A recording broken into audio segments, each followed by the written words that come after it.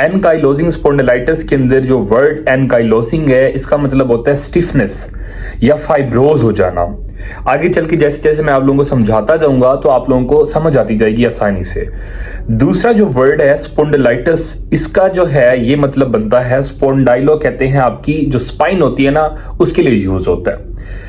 और जो आइटस वर्ड है वो इन्फ्लेमेशन के लिए यूज होता है, और इन्फ्लेमेशन को आम फहम जबान के अंदर सूजिश कहा जाता है। सूजिश का जो अमल होता है इसको जो है हम इन्फ्लेमेशन भी कहते हैं, और जो है इसको सूजन भी कहते हैं। इस पेशेंट के अंदर क्या है, अगर आप लोगों को समझ आया हो तो इस पेशेंट की जो नेक है वो स्टिफ हुई हुई है, गर्दन इसकी स्टिफ हुई हुई है, इधर भी नहीं मुड़ती, इधर भी नहीं मुड़ती, ऊपर भी नहीं जाती, नीचे भी नहीं आती, और वो इस तरह से भी नहीं मोड़ सकता। साइड फ्लेक्शन कहते हैं इसको, कि उसकी जो नेक है वो इतनी स्टिफ हो चुकी है कि आप जोर लगाएंगे तब भी वो इधर उधर नहीं देख सकता, इतनी ज्यादा स्टिफ हो चुकी है। अगर आप इस पेशेंट को फील करते हैं, इसकी बैक को हाथ लगा के देखते हैं तो वो भी बहुत स्टिफ नजर आती है। एक्सरे करवाएंगे तो उसके अंदर हमें जो है जो स्पाइन है वो आपस में मिली हुई, उसके जो वर्टिब्रा है वो आपस में मिले जुले जो है नजर आएंगे, और इसको बैम्बो स्पाइन भी कहा जाता है, कि एक स्टिक की तरह, एक डंडे की तरह जो है स्पाइन पूरी हो जाती है नीचे से लेकर ऊपर तक। इसके अंदर जितनी भी हरकत होती है, जैसे आप रुकू में जाते हैं, सजदे में जाते हैं, जो खम आता है जो हमारी कमर के अंदर है, बैक के अंदर है, जो स्पाइन के अंदर, वो नॉर्मल खम खत्म हो जाता है। अब इसके अंदर जो नॉर्मल हम कह लें कि लचक जो है स्पाइन की वो बिल्कुल खत्म हो जाती है, बिल्कुल स्टिफ हो जाती है। ये पर्सन, इसकी जो मूवमेंट होती है या जो रोटेशंस होती हैं या करवट लेने के अंदर जो है वो बहुत ज्यादा मुश्किल आती है। पर्सन करवट नहीं ले सकता, एक साइड पे देख नहीं सकता, इसको देखने के लिए, साइड पर देखने के लिए पूरा मुड़ना पड़ जाता है। तो इस तरह के मरीजों के लिए बड़ी परेशानी होती है। आप लोग खुद सोचकर देखें कि कितना बड़ा और कितना खतरनाक मर्ज है कि एक पर्सन जिसकी पूरी जिंदगी जो है अफेक्ट हो चुकी है, उसकी गर्दन जो है कितना ज्यादा उसको अफेक्ट करती होगी कि वो देख नहीं सकता, इधर उधर नहीं मुड़ सकता। वैसे ही ये पर्सन जो डिप्रेशन में जाना शुरू होता है, आहिस्ता आहिस्ता जो इसकी मेंटल हेल्थ है वो भी खराब होना शुरू हो जाती है इस तरह के पेशेंट्स की। अब इसके अंदर ये है कि जो खराबी है वो यहां पर आती है, इस तरह का पर्सन इस स्टेज के ऊपर ये क्रोनिक हो चुका है, ये जो है डिजीज बहुत ज्यादा बढ़ चुकी है। उसके बाद ये पर्सन जो है डायग्नोज हुआ है, और उसके बाद जो है ये चेकअप करवाया, और उसके बाद इसका इलाज शुरू हुआ है। अब बड़ा मुश्किल हो जाता है इसको रिवर्स करना या इसको जो है कंट्रोल करना। अगर इसका पहले पता लगा लिया जाता तो इसको कंट्रोल करना भी आसान हो जाता, और इसका इलाज भी मुमकिन हो सकता था कि जो स्पाइन है या आपके जो मोहरे हैं वो जो है फाइब्रोज होना शुरू हो जाते हैं, वो आपस में जुड़ना शुरू हो जाते हैं या मिलना शुरू हो जाते हैं। अब मैं इसमें कोशिश करूंगा कि जो मेडिकल की टर्मिनोलॉजीज हैं वो यूज ना करूं। होता क्या है कि इस तरह के पर्सन के अंदर एक खास किस्म का जीन होता है जो कि विरासती तौर पर अपने माँ बाप से ये पर्सन लेता आ रहा होता है, या फिर ये बास औक़ात जो है किसी भी पर्सन के अंदर ऐसे भी स्टार्ट हो जाती है कि जीन जो है इनके अंदर बन जाता है या स्टार्ट से ही आ जाता है, ये समझ लें। अब ये जीन जो है वो विरासती तौर पर आता है, या आप ये कह लें कि ये जीन जो है पैदाइशी तौर पर मौजूद होता है, लेकिन जैसे ही ये पर्सन 16 का 17 साल का इसकी एज जो है इसको टच करती है तो उसके बाद जो साइन सिम्टम्स हैं, जो बीमारी के असरात हैं वो जाहिर होना शुरू हो जाते हैं। बाज़ वक़्त ये जीन प्रेजेंट ना भी हो तो भी जो है असरात, जो सिम्टम्स हैं वो आना शुरू हो जाते हैं। इस जीन का नाम है HLA-B27। HLA-B27 का टेस्ट भी करवाया जाता है इन पर्सन के अंदर। ये टेस्ट जो है खास तौर पर एनकाइलोजिंग स्पॉन्डिलाइटिस के लिए होता है। अगर पॉजिटिव हो जाए तो एनकाइलोजिंग स्पॉन्डिलाइटिस डायग्नोज हो जाता है। साथ में जो है एक्सरे करवाया जाता है। इस तरह के पर्सन के अंदर जो स्पाइन होती है वो एक डंडे की तरह नजर आती है, बैम्बो स्पाइन हो जाती है। जो वर्टिब्रा होते हैं वो जो है आपस में मिले हुए नजर आते हैं। उनके अंदर जो स्पेस होती है, जो डिस्क वाली जगह होती है, वो बिल्कुल जो है एक्सरे के अंदर नजर नहीं आती। अब वो मिली हुई स्पाइन नजर आती है। दूसरे नंबर पर जो है इसकी हरकत जो है वो जाना शुरू हो जाती है। शुरू के अंदर जो है अगर आप एक्सरे देखें, जब ये बैम्बो स्पाइन आपको नहीं मिलती तब इसके जो एजिज होते हैं स्पाइन के, जो एक्सरे के अंदर नजर आते हैं वर्टिब्रा के, वो शाइनी होना शुरू हो जाते हैं।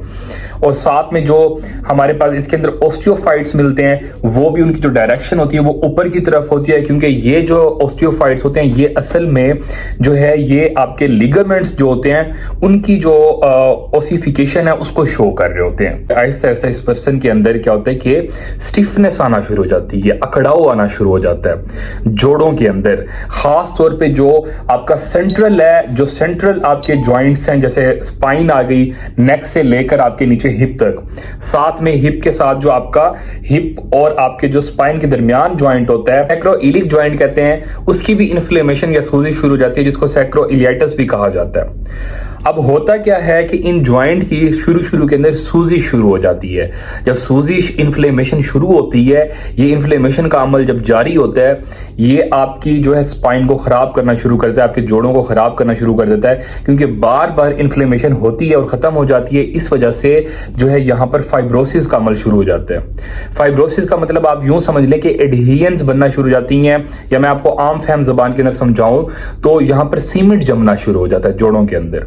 आहिस्ता आहिस्ता यहाँ पर कैल्शियम डिपॉजिट होना शुरू होता है। कैल्शियम को आप सीमेंट भी समझ सकते हैं कि ऐसी जगह जोड़ के दरमियान वाली जगह, जैसे अब ये वाली दरमियान वाली जगह है, खाली होती है ये, ठीक है, ताकि जोड़ जो है वो मूव कर सके। लेकिन इस जोड़ के अंदर जब सीमेंट जमेगा तो ये जोड़ जो है मूव नहीं कर सकेगा इस तरह से आसानी से, तो वो जो है इस तरह से अकड़ाव आना शुरू होता है, स्टिफनेस आना शुरू हो जाती है। इस तरह के मर्ज के अंदर जो पर्सन है शुरू के अंदर, इसके अंदर ये होता है कि रेंज ऑफ मोशन होती है, ये नहीं होता कि मुड़ेगी नहीं। ये जो है क्रोनिक पेशेंट के अंदर देखने को मिलता है। शुरू के अंदर कैसे पता चला है? शुरू के अंदर ये अलाम आता है कि पर्सन को रात को जो है बहुत ज्यादा पेन होगा, बैक पेन होगा। रेस्ट करने से ये बैक पेन जो है, कमर का दर्द जो है वो खत्म नहीं होगा। नॉर्मल जो मैकेनिकल पेन होता है, जो भी दर्द होता है, आपके मसल का दर्द होता है, जब आप रेस्ट करते हैं तो वो खत्म हो जाता है, आपको रिलैक्स फील होता है। लेकिन जब आप रेस्ट करेंगे ये कमर का दर्द बढ़ेगा। जब आप काम करेंगे, सुबह उठेंगे काम करेंगे, तो ये कमर का दर्द कम हो जाएगा। ये इस तरह की अलामत आती है इसके अंदर। दूसरे नंबर पर यह है कि रात को इसका दर्द ज्यादा हो जाता है। 3 बजे 4 बजे आपको इसका दर्द इतना ज्यादा हो जाता है कि पर्सन की आंख खुल जाती है। सुबह जब आप उठते हैं तो आपको स्टिफनेस फील होगी, अकड़ाव फील होगा, आपसे जो है करवट नहीं ली जाएगी, मुड़ा नहीं जाएगा, इधर उधर नहीं देखा जाएगा, इस तरह का अकड़ाव फील होगा। और ये अकड़ाव जो है आपको 1 घंटे तक रहेगा। ये अकड़ाव अगर आपको 1 घंटे तक रहता है तो ये जो है ये भी अलामत इसके अंदर आती है। इसके अलावा इसके साथ साथ आपको जोड़ों के अंदर दर्द, जैसे कि आपको घुटनों के जोड़ों का दर्द हो सकता है, आपको जो है हील के अंदर दर्द हो सकता है, इस तरह का मसला हो सकता है। आपको यूवियाइटिस हो सकता है, इस तरह का पर्सन के अंदर मसला हो सकता है कि आंखों के अंदर सूजिश हो जाती है। इस तरह के मर्ज के अंदर खाली ये जोड़ों को असर नहीं करता, बल्कि साथ साथ ये यूवियाइटिस जो कि सिक्लेराइटिस और यूवियाइटिस जो कि आपकी आंखों की सूजिश है, आंखें लाल होना शुरू हो जाती हैं, आंखों के अंदर खारिश होती है, पानी निकलता है, ये भी कॉज करता है। दूसरे नंबर पर ये जो है आपकी स्किन की जो है सोरासिस जो होती है वो भी कॉज करता है, स्किन की एलर्जी भी कॉज करता है। साथ साथ ये जो है एयोर्टिक वॉल्व रिगर्जिटेशन भी कॉज करता है। इसके साथ साथ ये जो है नेफ्रोपैथी कॉज करता है कि जो किडनी है उसको भी खराब करना शुरू कर देता है, जो गुर्दे हैं उसकी भी बीमारी कॉज करता है। इसके साथ साथ ये लंग्स, फेफड़ों को भी असर करता है। इस तरह का मर्ज डायग्नोज जल्दी होना और इसके जो इलाज है वो जल्दी टाइम पर होना बड़ा जरूरी होता है। तो ये थी हमारे पास आज की वीडियो। तो अब इसके अंदर जो इलाज है उसके अंदर जो सबसे जरूरी चीज है वो ये है कि 3 तरह की दवाइयां दी जाती हैं। सिंपली ये जो है, अब आपने ये सुन के दवाइयां लेना नहीं शुरू कर देनी। अगर आपको इस तरह का मसला है तो आप जाएं अपने डॉक्टर से रुजू करें, वो डायग्नोज करेगा, वही आपको रिकमेंड करेगा। लेकिन ये एजुकेशनल पर्पज के लिहाज से मैं आप लोगों को बता रहा हूँ 3 तरह की दवाइयां होती हैं, ताकि आपको पता चले कि दवाई दी कैसी है। अब देखें, नॉर्मल पेशेंट जो भी आता है वो कहता है कि हमें पता हो कि हमें मिल क्या रहा है, हम जी खा रहे हैं और हम ठीक नहीं हो रहे। देखें जी, जो भी ये मर्ज है ना, ये साथ साथ दवाई चलती रहेगी और मर्ज जो है अपने जो असरात होते हैं वो ऐसा ऐसा पैदा कर रहा होता है। आपको मेडिसिन लेनी होती है, ऐसा नहीं होता बिल्कुल भी कि ये इसके अंदर मेडिसिन कोई ऐसी जादुई मेडिसिन होती है कि जो जाएगी और बिल्कुल मर्ज को जड़ से खत्म कर देगी। इसके अंदर सबसे पहला जो होता है वो पेन किलर्स दी जाती हैं। पेन किलर्स जो है वो आपको दी जाती हैं, एनसेड्स, जो आइबुप्रोफिन है, ब्रोफिन है, वो दी जाती है। साथ में जो है एंटी इन्फ्लेमेटरी दी जाती हैं। एंटी इन्फ्लेमेटरी जो होती हैं वो सूजिश को कम करने के लिए दी जाती हैं। अब इसके बाद इसके साथ साथ इसके अंदर हमारे पास डिजीज मॉडिफाइंग जो है ड्रग्स यूज होती हैं, डिमार्ड्स यूज होते हैं। इसके साथ साथ इसके अंदर जो है कुछ और अद्वियात जो हैं वो यूज होती हैं। तो इस तरह की अद्वियात इसके अंदर यूज होती हैं। तो ये जो है इस तरह का जो मर्ज है उसको कंट्रोल करने की कोशिश की जाती है। साथ में जो है इस तरह के पेशेंट को फिजियोथेरेपी रिकमेंड की जाती है।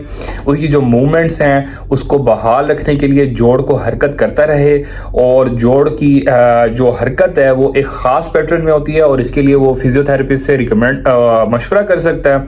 और अगर आप लोगों को फिजियोथेरेपी करवानी है तो आप लोग जो है मुझे जो है मैसेज कर सकते हैं और मुझसे रब्ता भी कर सकते हैं, आप लोग कमेंट कर सकते हैं। तो इंशाल्लाह मिलते हैं नेक्स्ट वीडियो के अंदर, तब तक के लिए अल्लाह हाफिज़। Thank you so much for watching my video.